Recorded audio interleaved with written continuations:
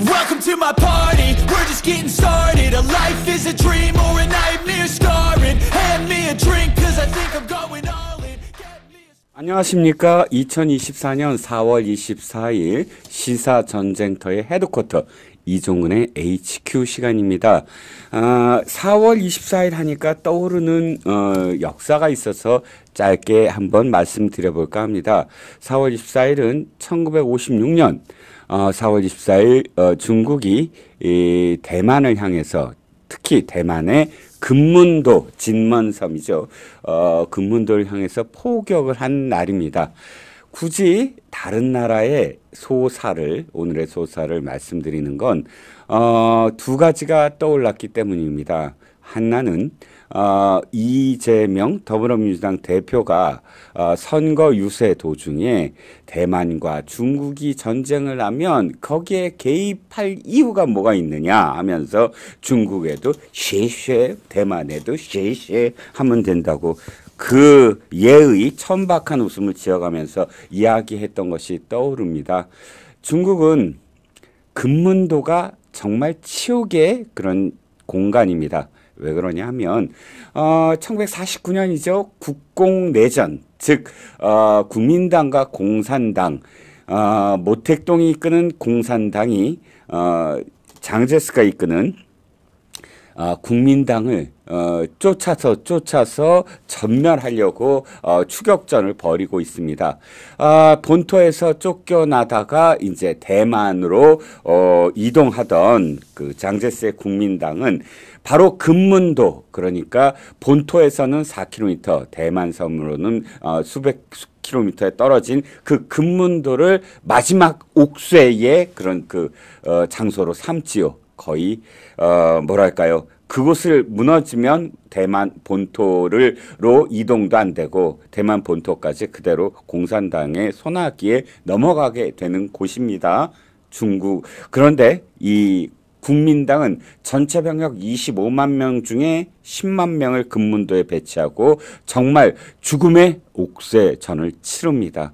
수많은 포탄이 날아가고 수많은 사상자가 생겼는데 바로 국민당이 거기서 성공을 하지요. 그래서 이 대만에서 정착하게 되는 계기가 됩니다. 중국은 어떻겠습니까? 금문도가 너무너무 싫겠죠. 금문도만 무너뜨렸으면 지금의 대만, 뭐 중국 이런 양안 관계도 없었을 겁니다. 그래서 1956년, 1958년 뭐 끊임없이 금문도에 엄청난 포탄을 터뜨립니다. 그런데 58년이 아주 치열했지요. 바로 56년 4월 24일 포격을 시작을 해서 58년까지 계속 전쟁이 일어납니다. 두 가지가 떠오른다고 말씀을 드렸죠. 하나는 우리나라의 최병우 기자입니다. 저는 서울경제신문 출신입니다. 서울경제신문에서 기자 생활을 시작했지요. 서울경제신문은 잘 아시다시피 한국일보 그룹 계열사입니다. 한국일보 계열사는 코리아타임스, 서울경제신문, 일간스포츠, 소년한국일보 그리고 한국일보까지 5개 신문사를 거느리는 신문 그룹이었지요. 그 계열사에서 한국일보의 기자이자 코리아타임스 편집국장을 하던 최병우 기자가 1958년 9월 26일 바로 진먼, 그러니까 금문도에서 순직을 합니다. 종군 기자로서 포탄이 날아가는 그 현장에서 잠시 다리를 다쳐서 병원으로 이송돼서 부상을 입었는데도 불구하고 또다시 취재를 하겠다고 금문도를 향하다가 그만 그렇게 순직을 하게 됩니다. 우리나라에서 최초로 순직 기자로서 이름을 올리게 되죠. 그의 기자 정신은 언제나 후배들의 어떤 귀감이 되고 종군 기자가 되고 싶다라고 생각하는 많은 후배 기자들을 낳게 된 어떤 동기가 됩니다. 또 한 가지 떠오르는 것은 여러분들이 혹시나 술을 좋아하시면 늘 기억하실 수 있는 고량주, 금문 고량주의 탄생 비화가 바로 금문도에서 시작을 합니다. 금문도는 아까도 말씀드렸지만 1949년에 나던 그런 그 국민당이 옥세를 한 곳인데 1950년에 싱가포르 출신의 예화청이라는 사업가가 이 금문도로에 도착을 하고서 사업 아이디어를 하나 떠오릅니다. 금문도에서 자라나는 수수라든지 이런 것들을 원료로 해서 술을 만들어서 금문도에 주둔하고 있는 젊은 병사들에게 팔면 돈이 되겠다라고 생각을 하고 66도짜리 고량주를 만듭니다. 그리고 이름을 금문고량주라고 붙이지요. 이 금문고량주가 너무너무 잘 된 거예요. 그러니까 후렌 장군이라고 당시에 대만 장군이 그걸 먹어보고 와 맛있다. 그리고 또 아이디어를 떠올립니다.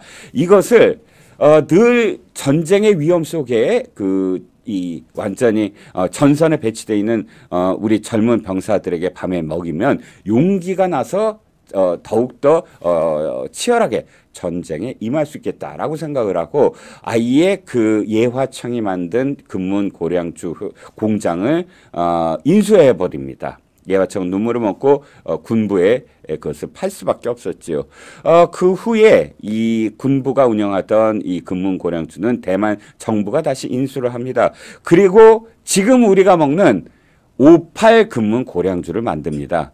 58도짜리예요. 그리고 이름이 자체 58 금문고량주입니다. 왜? 1958년에 승리를 거뒀기 때문이죠. 그걸 기려서 금문고량주가 바로 탄생하게 됩니다. 뭐 이것저것 금문도에 대한 이야기를 이렇게 좀 TMI로 말씀을 드렸습니다. 결론적으로 제가 말씀드리는 건 이겁니다. 이재명처럼 쉐쉐쉐쉐 하다가는 아무런 우군도 아무런 우방도 없어지게 됩니다. 지금은 피하 구분의 시대입니다. 만약에 중국이 대만 해협을 건너서 대만 본토를 침범하기 위해서 금문도를 점령을 하고 대만 본토를 향하게 되면 어떻게 될까요? 우리는 어쩔 수 없이 전선이 형성이 됩니다. 어떤 전선이요?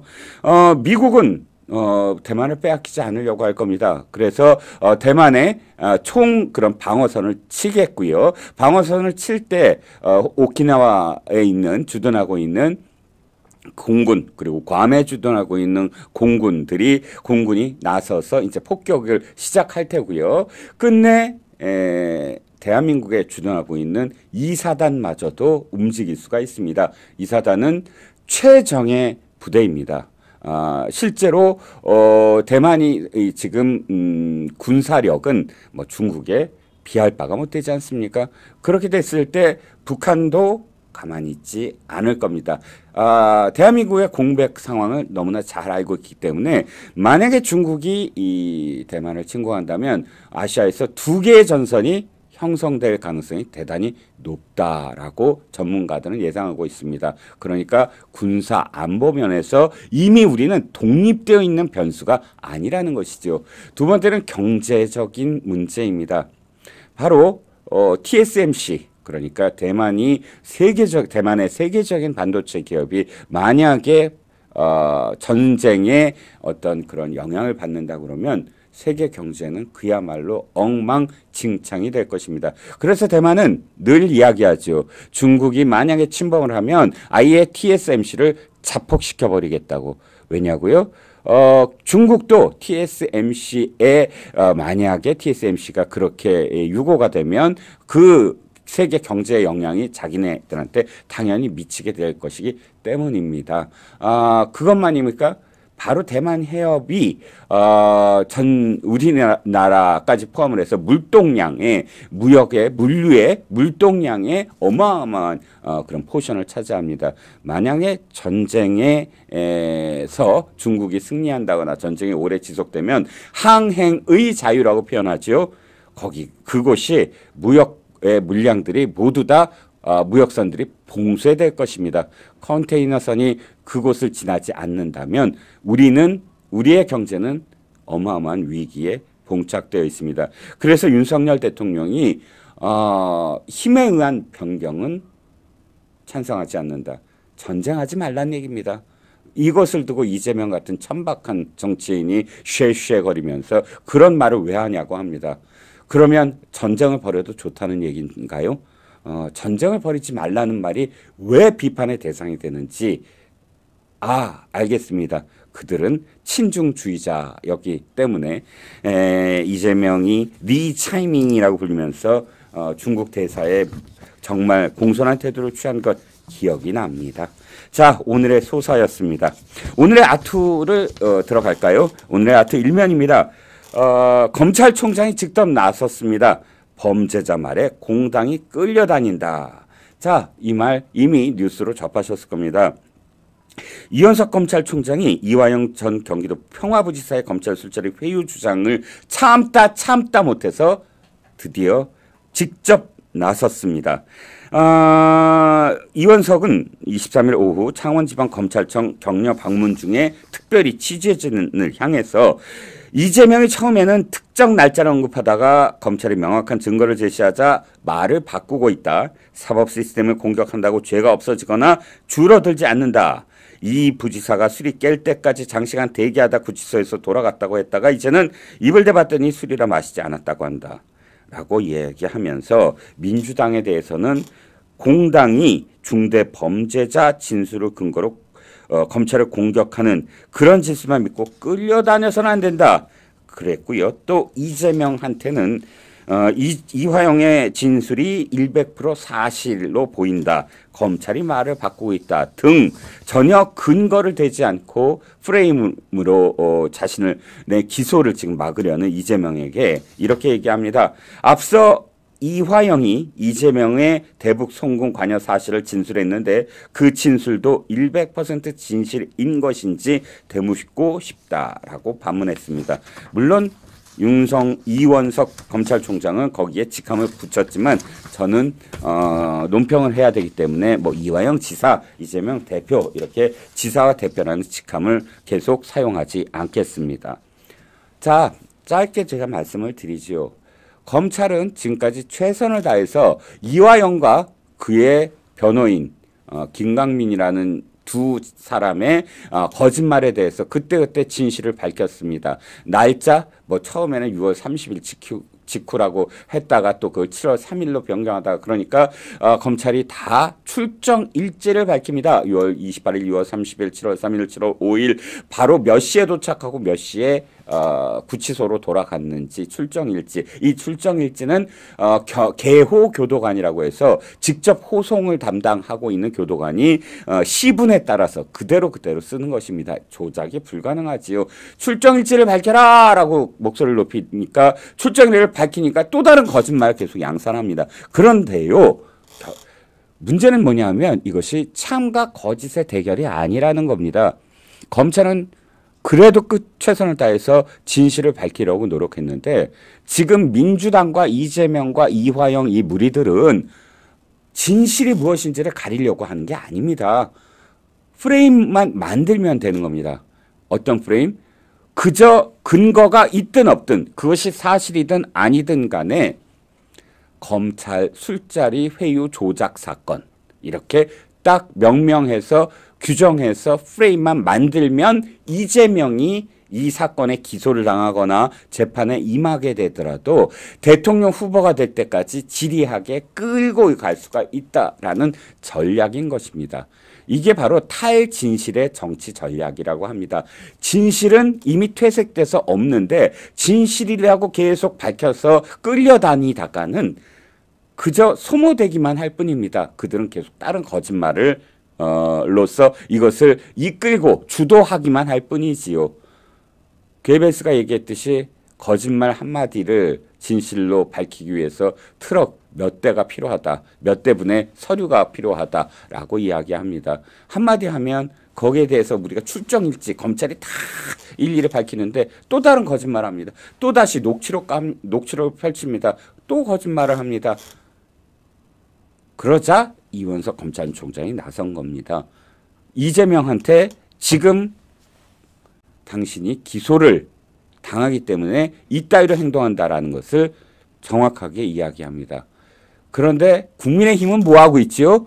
아직까지도 권한대행이 있는데 권한대행은 입 한마디도 안 하고 내가 비대위만 넘기면 됩니다. 이러고만 있습니다.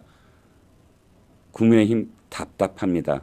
저쪽에서 프레임 전쟁이 나오면 이쪽에서도 사실은 그 이슈가 아닌 다른 이슈로라도 공격을 하면서 프레임 전선에서 대항을 해야지만 그 프레임 전선에 끌려다니지 않습니다.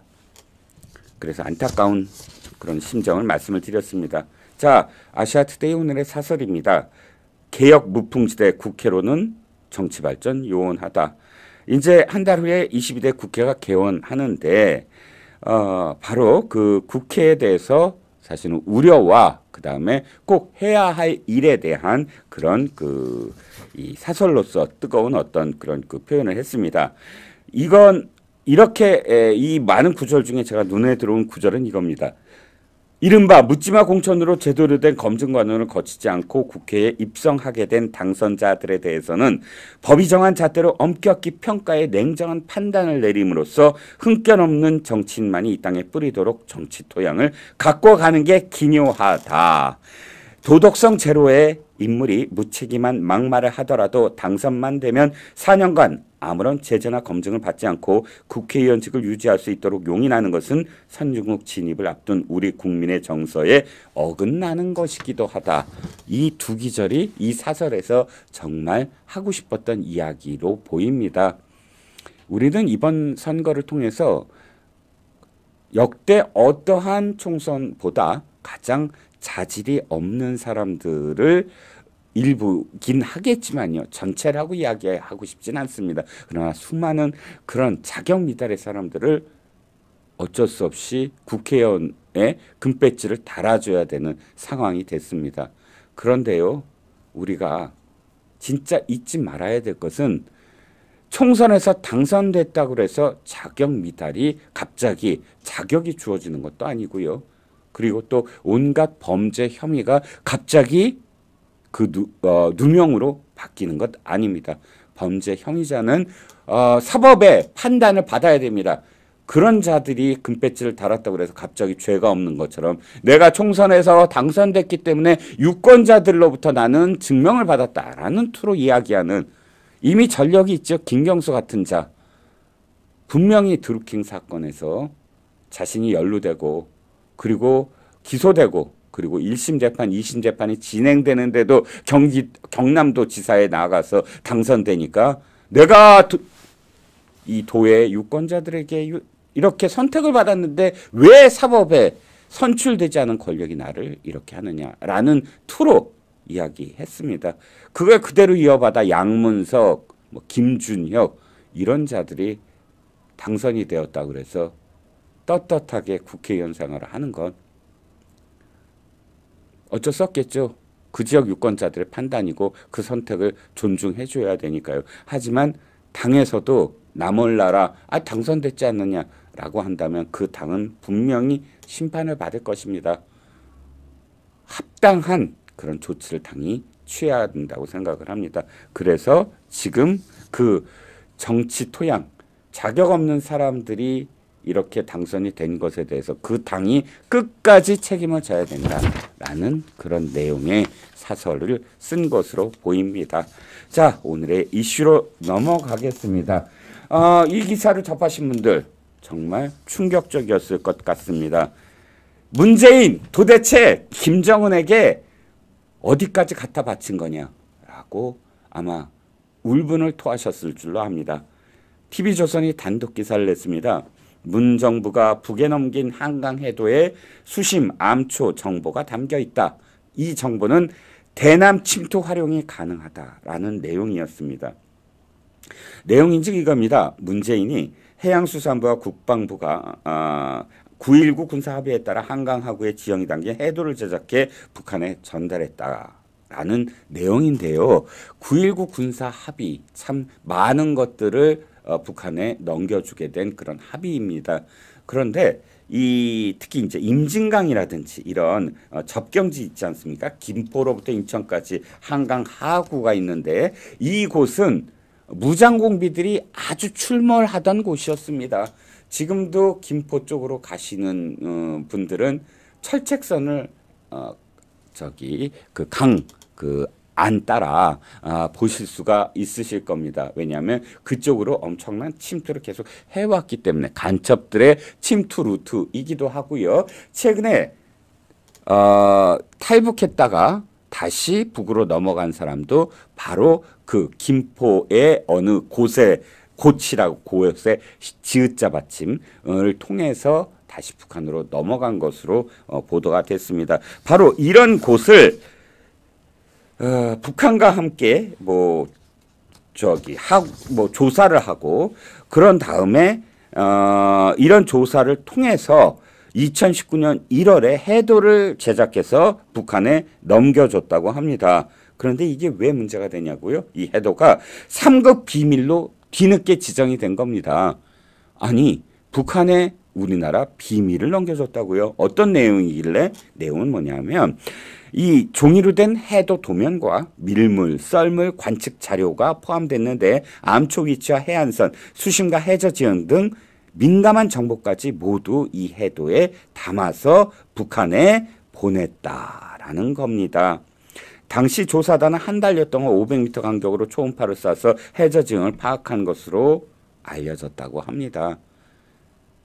9.19 군사 합의가 어떠한 목적으로 이루어졌는지가 서서히 밝혀지는 순간이라고 여겨집니다. 우리는 아직도 모릅니다. 문재인과 김정은이 그 판문점 옆에 어느 다리에서 만나서 서로 화기애애하게 이야기를 나누는데 그 이야기가 어떤 내용인지 우리는 아직도 모릅니다. 일각에서는 USB를 건넸다 하고요. 그 USB는 온갖 그런 정보들이 담겨 있다는 이야기가 돕니다. 믿고 싶지 않습니다. 우리나라의 정말 소중한 어떤 그런 비밀들을 그 나라의 대통령이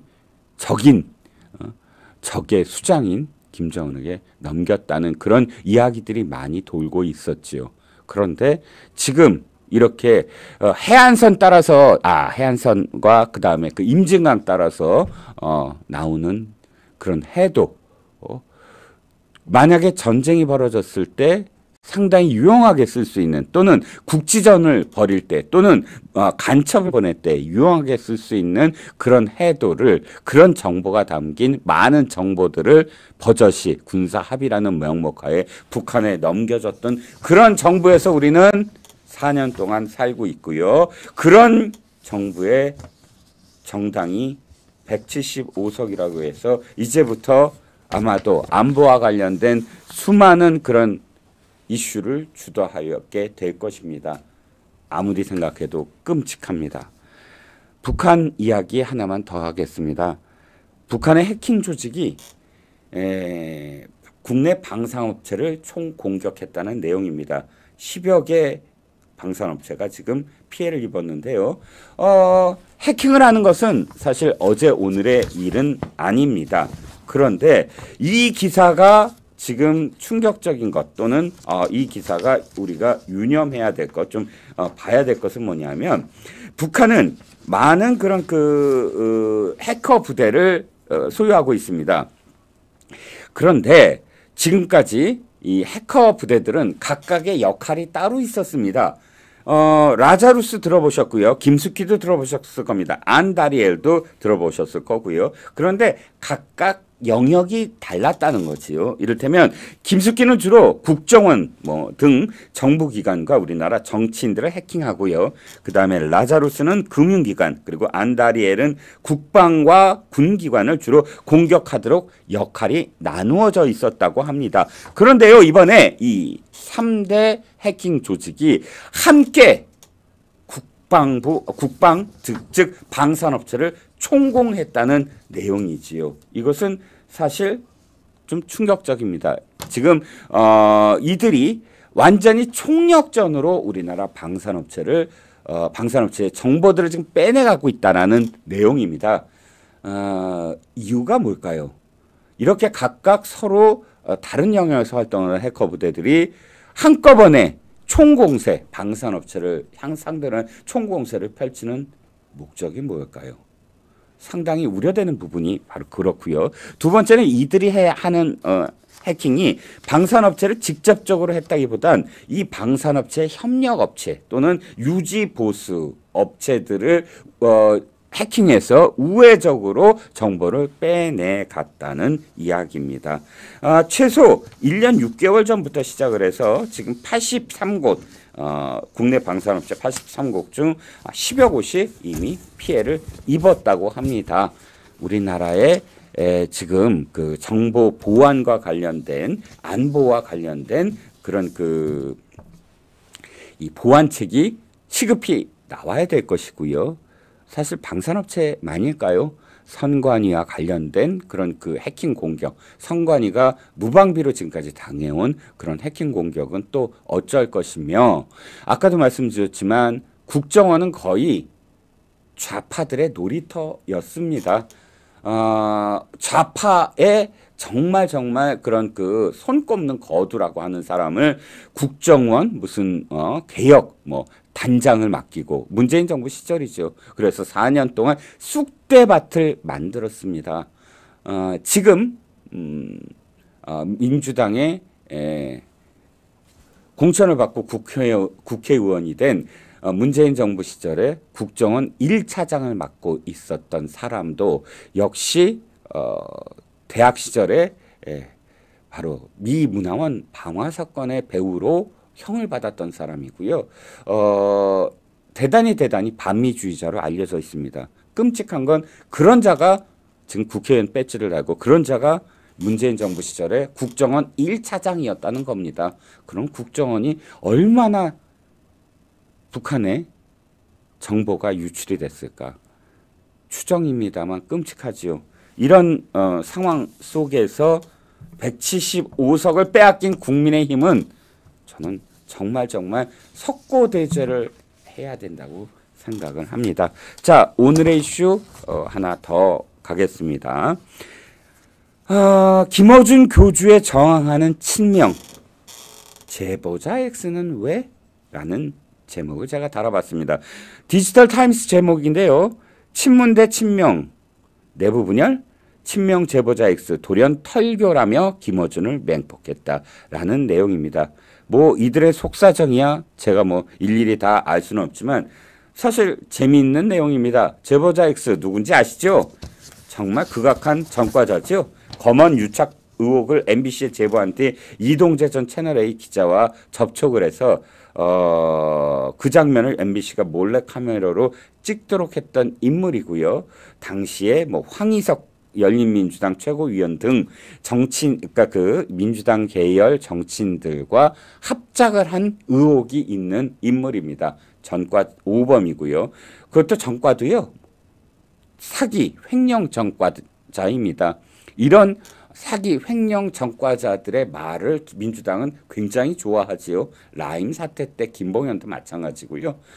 이런 전과자들과 함께 놀아나면서 무슨 프레임을, 그러니까 정치적인 프레임을 만들어 나가는데 혈안이 된 민주당입니다. 그런데 재미있는 건 이 제보자 X라는 자가 자신의 SNS를 통해서 김어준을 저격했다고 합니다. 아니, 한통속 아니었나요? 그리고 또 한 가지는 김어준은 이현주 이런 여성 3인의 정치인들, 그러니까 후보자들한테 큰 절을 받을 정도로 추앙받는 교주 아니었나요? 무당, 정치 무당이죠. 김어준 한마디면 그냥 개딸들과 민주당 지지자들이 또는 조국 지지자들이 수백만 명이 막 춤을 추는 김어준을 향해서 무릎을 꿇고 큰 절을 할 수 있는 그런 교주 아니었나요? 그 교주에 이렇게 겁도 없이 대듭니다. 김어준이 70억이 아니라 700억짜리 건물을 사도 되는데 그가 가진 영향력으로 매번 사적 인맥을 위한 정치 행위를 하는 것은 안 된다. 아니, 이거 몰라서 지금까지 추앙했나요? 너무나 그런 정치 행위를 했던 자 아닙니까? 그러면서 김어준은 방송인이 아니라 그냥 선수였다. 노골적인 친문 유튜버였다라고 맹폭을 합니다. 그럴까요? 김어준은 친문이든 친명이든 자기가 돈이 되면 무조건 자기 유튜브에 출연시켜서 너의 죄를 사하노라 한마디면 죄가 다 사해지잖아요. 김남국이 코인해서 욕을 먹으니까 바로 김남국 불러서 아이고 진보는 도덕적일 필요가 없다. 왜 진보가 도덕적이어야 되느냐 한마디를 날리면서 김남국의 죄를 다 사해주잖아요. 죄송합니다. 기독교도나 천주교도 분들 제가 어떻게 죄를 사하노라 했는지 자꾸 십자가가 그려지네요. 그냥 패러디였습니다. 이 사이비 교주는 그런 역할을 지금까지 해오지 않았나요? 그런데 제보자 X 계속 얘기합니다. 김어준은 민주주의와 민주당의 위험한 인물. 몰랐나요? 자, 김어준이 매년 1억대 이상의 매출과 수십억 원의 수익을 얻고 있는데도 불구하고 50만 회원을 모집 중이라고 한다. 야, 50만이 10,000명만 받으면 얼마예요? 10,000원만 받으면 한 달에 50억대를 지금 벌겠다라는 겁니다. 그러면서 그걸 얘기하네요. 그리고 끝까지 하기를 바라라. 끝까지 겸손하지 않기를 바란다. 뭐 겸손운운하는 게 그 프로그램 제목이잖아요. 하고 추가 폭로를 예고했다고 합니다. 그 다음에 털교 믿고 영생을 얻기 바랍니다. 털교가 왜 털보 김어준의 종교 그 사이비교를 얘기하는 것 같습니다. 그러면서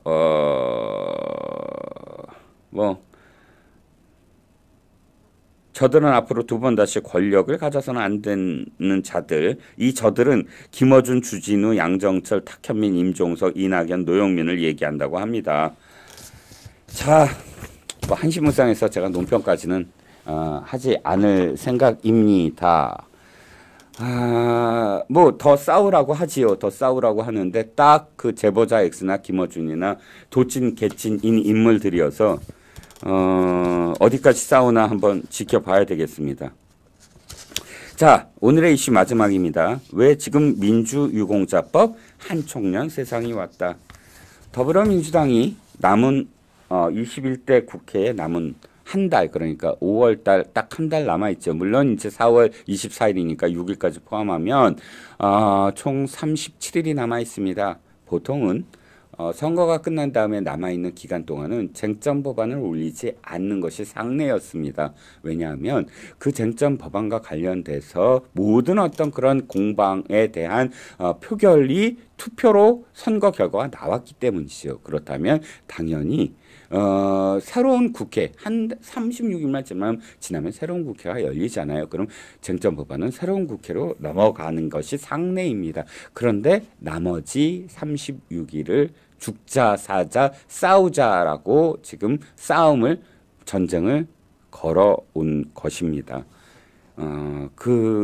양곡관리법을 포함을 해서 수많은 어떤 법들을 거부권을 행사했던 그런 법들을 지금 쏟아내고 있습니다. 그 중에 바로 지금 말씀드린 민주유공자법이 포함되어 있습니다.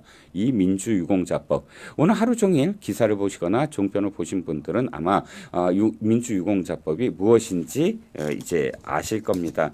그래도 제가 조금 설명을 드리면 이겁니다. 민주화운동 관련자 9,844명 중에 사망, 부상, 행방불명된 829명을 민주유공자로 지정하고 예우하자. 이런 내용으로만은 대단히 이걸 왜 지금 반대를 하는지 모르겠다 이런 분들도 계실 겁니다만 그렇지 않습니다. 법은요 어떻게 만들어졌냐 하면 명료성이 있어야 되고 일반성이 있어야 됩니다. 일반성이라는 건 특별히 어떤 사람만을 위해서 만드는 법은 사실상 위헌의 소지가 있다는 겁니다. 누구한테도 수긍이 될 수 있는 일반적으로 다 적용될 수 있는 것이 법이어야 되고요. 예를 들어서 제가 이종근이라는 사람이 너무너무 싫기 때문에 이종근을 감옥 가는 법을 만든다? 이런 법을 만들 수는 없다는 거죠. 거꾸로 이종근이 너무너무 좋기 때문에 이종근에게 특혜를 주자라는 법도 역시 만들면 안 된다는 겁니다. 그것이 일반성이고요. 명료성은 뭐냐면 정확하게 어떠한 부분에서 어떻게 이 적용이 돼야 되는가가 명료하게 나와야 된다는 것이죠. 대단히 불투명하게 그 라인, 그 카테고리를 포괄적으로 이렇게 얘기하면 어떻게 되냐고요?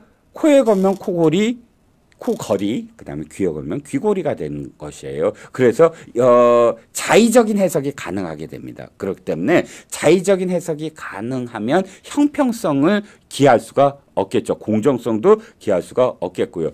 그래서 특혜 시비가 붙고 그 법의 지속성이 담보되지 못한다는 겁니다. 그런데 이번에 민주유공자법이라는 것이 바로 그렇다는 것이지요. 민주화 운동이라고 표현되지만 우리가 포괄적인 개념이죠. 예를 들어서 5.18건 특별법이 제정이 됐고 5.18을 뭐 민주화운동이라고 이미 규정되어 있는 것이잖아요. 4.19 역시 마찬가지입니다. 민주화운동이라고 우리가 완전히 규정을 해버리고 4.19는 헌법 정신 전문에도 들어가 있습니다. 그런데요, 지금 민주화운동이라고 포괄적으로 지금 규정해 놨어요. 그리고 어떤 공적인지 어떤 사람인지 비공개로 하자는 겁니다. 5.18 운동 유공자랑 비슷해요. 5.18 운동 유공자도 전 개인적으로는 어떤 사람인지 나와야 된다고 봅니다. 그것을 굳이 그 주지 말자거나 5.18을 폄훼하려고 하는 것이 아니라 유공자니까 우리가 기려야 되는 거 같잖아요. 국민 세금으로 그분들한테 어떤 특별한 그런 그 지원을 하겠다고 한다면 그분들의 명단을 정확하게 공개를 해야 된다는 겁니다. 이것도 마찬가지예요. 그런데 가짜 유공자를 양산할 우려가 있다는 것이고요. 두 번째는 뭐냐면 이미 지금 우리가 민주화 보상법이라고 해서 이 4.29나 5.18 이외에도 상당히 많은 부분에 걸쳐서 민주화 운동을 했던 사람들에 대해서 이미 1,140억 원의 예산을 지원을 했습니다. 예산을 집행을 해서. 그런데 이제 또다시 하자는 것이고 단순한 지원을 넘어서 원래 이 법을 만든 것은 자녀들을 학교에 보낼 때도 특혜를 주고 직장에 갈 때도 특혜를 주고 하자는 겁니다. 말이 되나요? 도대체? 자자손손 운동권이라는 그런 훈장으로 자자손손 대대로 먹고 살겠다라는 그런 이야기밖에 안 되고요. 그리고 또 운동권, 지금 이야기하는 운동권이 바로 이 민주당이나 혹은 그런 또 다른 정당들이 카르텔로 형성돼 있는 끼리끼리의 운동권 아닙니까? 지네들이 자의적으로 동의대 사건도 민주화 운동 맞아요. 또는 프락치 사건들 있지 않습니까? 한 청년의 프락치 사건으로 멀쩡한 청년 2명이 죽었습니다. 숨은 졌어요. 바로 전남대 프락치 사건 그리고 한양대 프락치 사건, 이 두 사건은 일주일 간격으로 일어납니다. 마치 프락치라고 몰면서 똑같은 나이의 청년을 고문을 하고 폭행을 해서 숨지게 만든 사건이죠. 그런데 이들이 여기에 연루된 자들이 형을 살다가 김대중 대통령에 의해서 특별사면대에서 나올 때 운동권들이 전부 다 감옥 앞에서 도열을 해서 운동가요를 부르면서 마치 민주화 운동의 영웅들처럼 대접을 했었습니다. 전 그 기억이 다시 살아나는 것이고요. 그들마저도 이렇게 똑같이 민주화 운동으로 아마 집어넣을 요량인 것 같습니다. 그 자녀들까지 물론 지금 문재인 때 이것을 통과시키려고 했다가 강한 비난을 받자 지금 또다시 통과시키려고 하는 것인데요. 그러자 비난을 우려해서 자녀들에 대한 특혜 이런 것들은 살짝 가려놨습니다. 그럼 가려놨다는 건 삭제를 했다라고 주장을 합니다. 그런데 민주당은 언제나 이런 식이에요. 법을 제정하고 보자. 법을 빨리 제정을 하고 보자. 왜? 법을 제정하는 건 굉장히 힘듭니다. 공론화 과정도 거쳐야 되고요. 또 사회적 합의도 거쳐야 되고요. 이번에 안 거쳤지만 그리고 야당 그러니까 상대당을 설득해야 되고 언론들의 또 그런 언론들의 수긍하게 설득을 해야 됩니다. 그런데 개정은 그보다 수월해요. 즉 제정하고 이것을 다시 개정을 해서 지네들끼리 먹고 살게 아들 딸까지 먹고 살게 하고자 하는 욕망이 그 안에 숨겨져 있다는 겁니다. 그렇기 때문에 지금 이 법에 대해서 사실 문제 제기를 하는 것이고요. 끊임없이 이 운동권 카르텔로 수백 년간을 지금 수십 년간을 국회의원 배지를 달고 밀어주고 땡겨주면서 존재하는 것도 끔찍한데 끝까지 자기네들의 그런 카르텔만 먹고 살겠다라는 이런 것. 그런데 사실은 이게 들여다보면요. 한 청년 먹여 살리겠다 이 뜻으로 저는 판단을 합니다. 왜냐하면 이미 전대협 그러니까 한총련 전 세대 80년도 세대들은 이미 민주화 보상법 등으로 상당히 특혜를 입었어요. 그런데 지금 한총련 세대 80년도 후반부터 90년도 중반까지가 한총련 세대입니다. 이 한총련 세대는 굉장히 그때 과격합니다. 그러니까 전대협 초기 세대들이 한총련 세대를 보고 맹종주의다라고 표현할 정도로 비타협주의고 그리고 아주 내놓고 종북주의를 표방을 합니다. 그래서 이들은 굉장히 과격해집니다.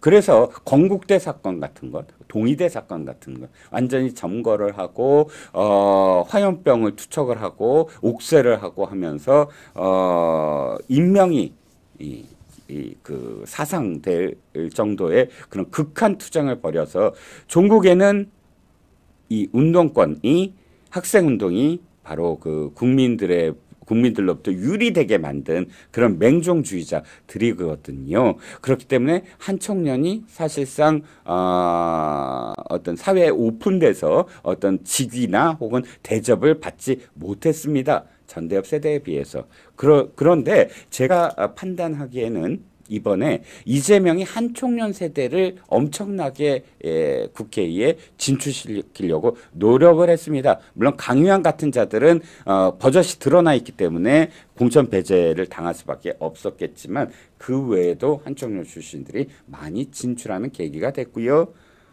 또 한 가지는 바로 이 민주유공자법을 통해서 한총련 세대에게 특혜를 주겠다라는 그런 지금 분위기를 형성하고 있다는 겁니다. 전대협 많이 묵었지? 이제 우리도 좀 먹고 살자. 한총련 세대 그러니까 97세대를 눌러왔던 그런 그 80세대들이 86세대들이 좀 미안함을 이 민주유공자법에 통과를 시킴으로써 좀 보상을 해주려는 그런 의도가 아닌가라는 생각이 듭니다. 자, 오늘의 이슈를 오늘 3가지나 하다 보니까 시간이 벌써 40분이 다 되었군요. 자, 오늘의 작전 명령입니다. 비서실장을 임명을 했죠. 정진석 의원입니다.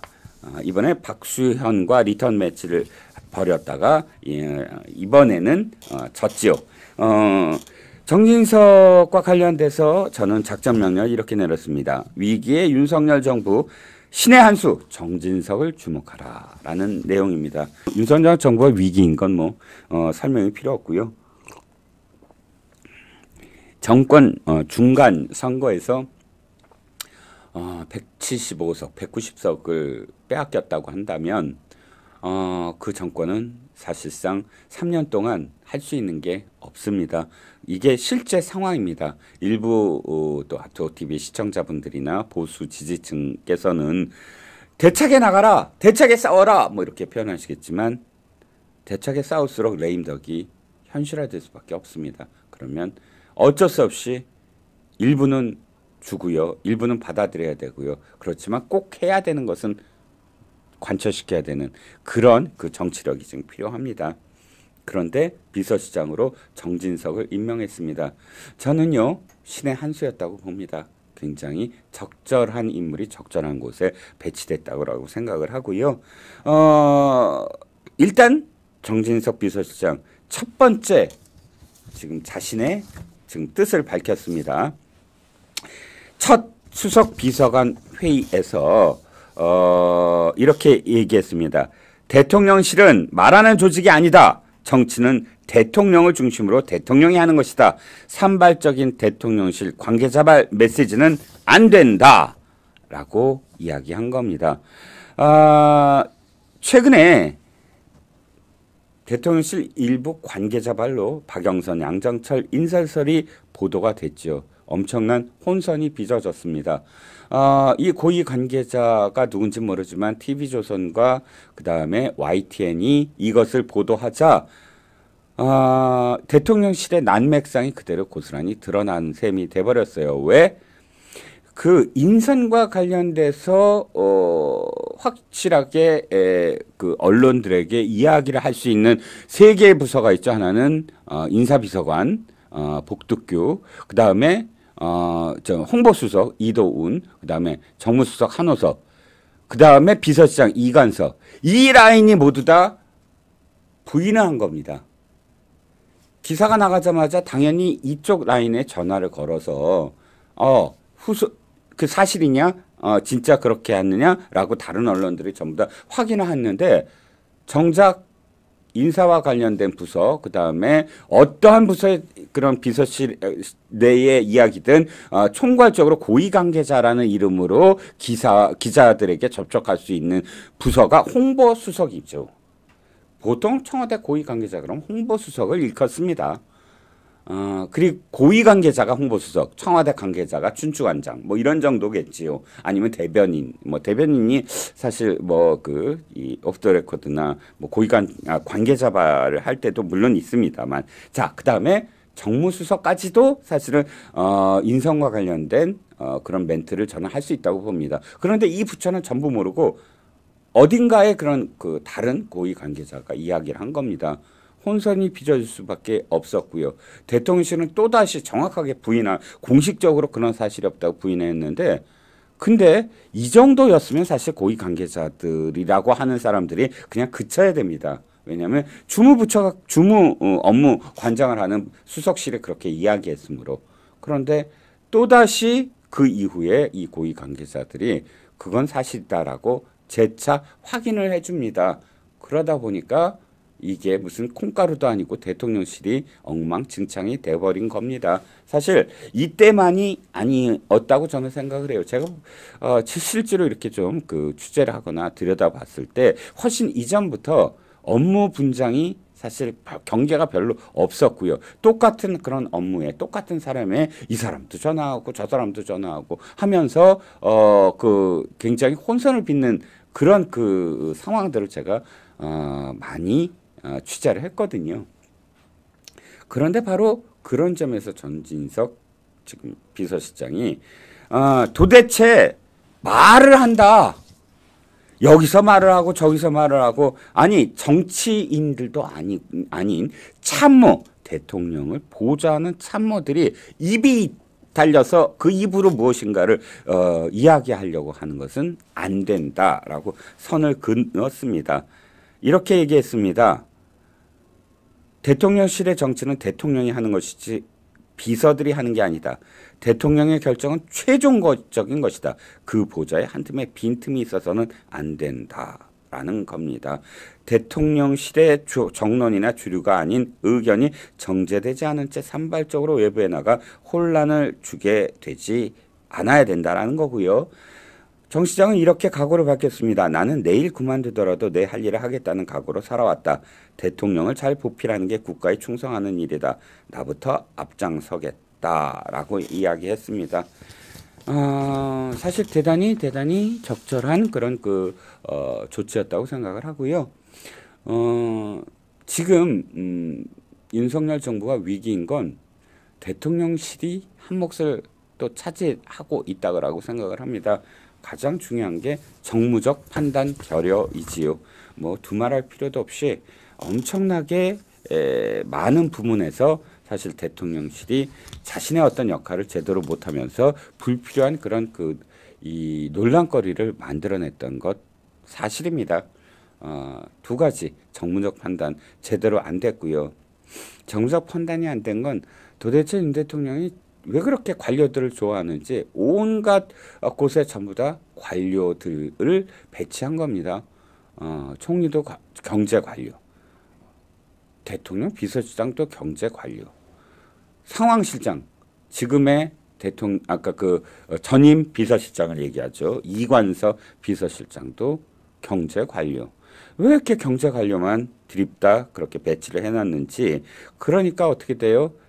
대통령실 내에서 이렇게 혼선을 빚어줄 때 기강을 다 잡지 못했던 것이고요. 두 번째는 뭐냐면 그렇게 경제 관료들만 모아놓으니까 어떻게 된다고요? 정무적 판단, 정치적인 판단을 할 때 대통령에게 제대로 조언을 하지 못했다는 겁니다. 정치는 사실 경제 관료들하고만 정치를 할 수는 없습니다. 관료들은 브리핑하는 건 잘합니다. 영혼이 없는 브리핑 말씀입니다.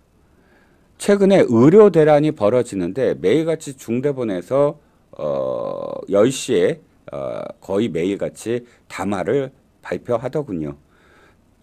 차관 또는 또는 국장 이런 보건복지부 산하의 그런 사람들이 이야기를 하는데 나는 도대체 그 사람들이 왜 담화를 하는지 이유를 제대로 알고 담화를 내는지 모르겠습니다. 의사들에게 호소를 하는데 감성을 담아서 사실 호소를 하는데 돌아와 달라고 A4 용지 들고 읽더군요. 그 의사 그 전공이 여러분들은 지금까지 어떻게 하고 어떻게 했는데 정부는 여러분들이 안 돌아오면 어떻게 할 것이고. 아니 그러려면 왜 텔레비전에 생중계를 합니까? 그냥 담화를 그냥 온라인으로 보내서 그냥 기사화 시키지. 다만은요 눈을 들여다 봐야 되는 겁니다. 카메라 눈을 들여다보고 직접 전공의들한테 이야기하는 것처럼 자신의 혼을 담아서 이야기해야 호소가 되지요. 그 교과서 읽듯이 이거 읽으면서 이거 들여다보면서 전공의가 어떻고 전문의가 어떻고 이러면 그게 담합니까?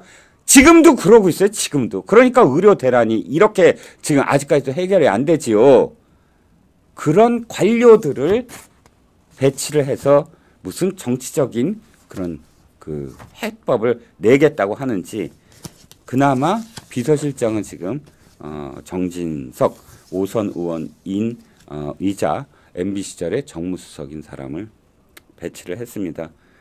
저는 정진석 비서실장이 그야말로 제대로 된 정적 판단을 조언을 해줄 수 있는 사람이라고 생각을 합니다. 제가 방송에 나가도 얘기했지만 정진석이라는 정치인은 특정 계파에 소속돼 있지 아니한 사람이었습니다. 자민련으로 출발했어요. 그의 부친이 사실 JP와 굉장히 막역한 사이입니다. 그의 부친도 사실 도지사도 역임을 하고요. 6선, 공주에서 6선이나 한 의원이지요. 그래서 친이계도 아니고 친박계도 아닌 그런 포지셔닝이 있었습니다.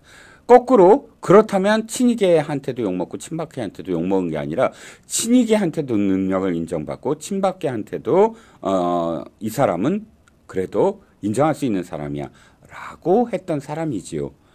대표적인 것이 바로 MB와 박근혜 이 두 사람의 앙숙관계를 어느 정도 중재했던 실질적인 그런 중재자였습니다. MB가 세종시 수정안이 부결되고 그러자 박근혜 의원과 일개 의원이라고 이제 표현을 해요. 맨날 박근혜 의원과 완전히 앙숙이 돼버립니다.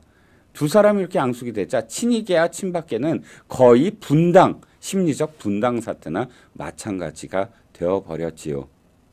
그러자 이제 1기 그런 그 비서실장 참모들이 나가고 2기 참모들이 2기 참모들이 나가고 이제 3기 참모들을 들이는데 바로 정무수석으로 지금 정진석 지금의 비서실장이 당시에 임명이 되죠.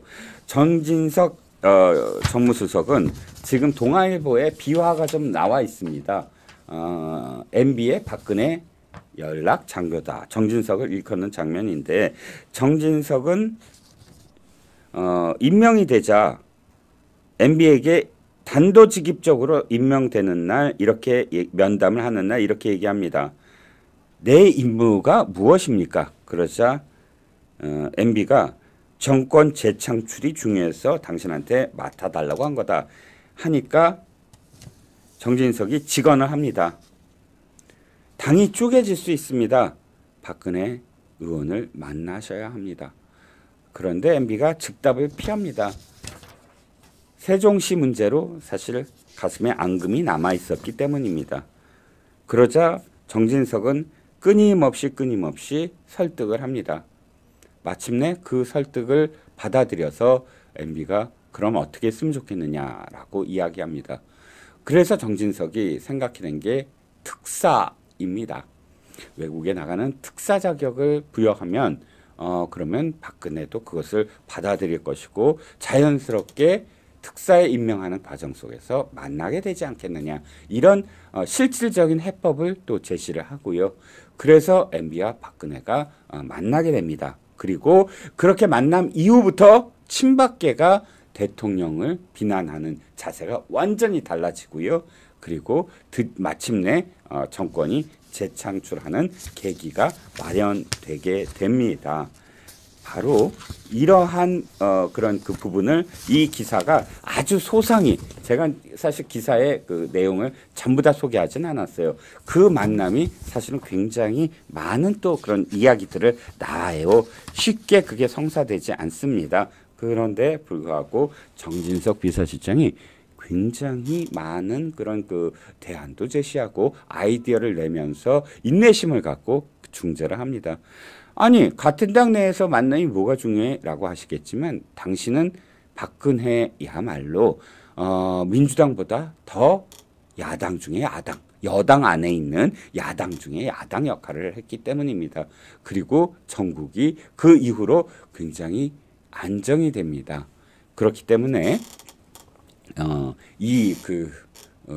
중재자 그러니까 앞으로도 당정 간의 중재라기보다는 당정 간의 어떤 그런 그 갈등을 해소할 수 있는 그런 역할을 충분히 이 비서실장이 아이디어를 내면서 홍철호 정무수석의 역할을 맡길 거고요.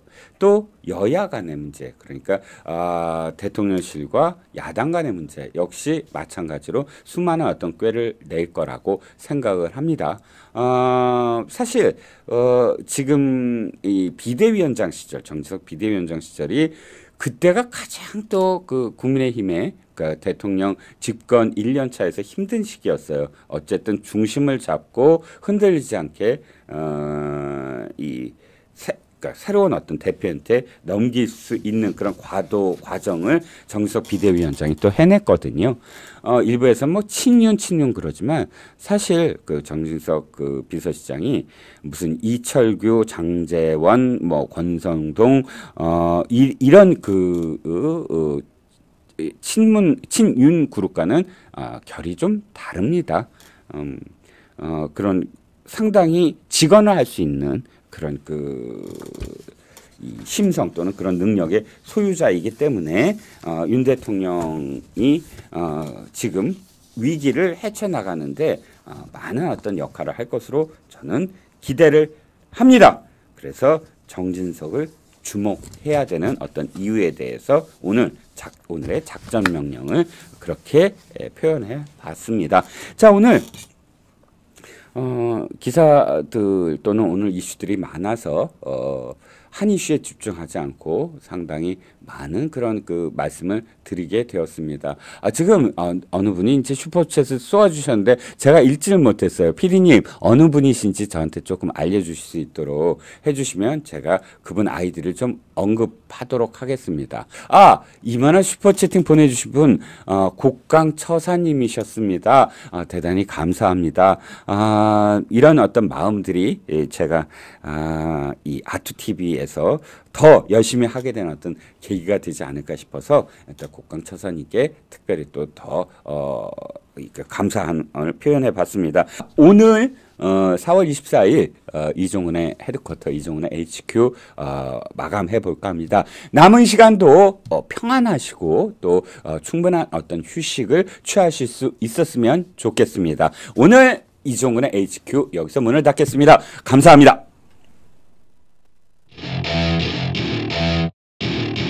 Welcome to my party, we're just getting started. A life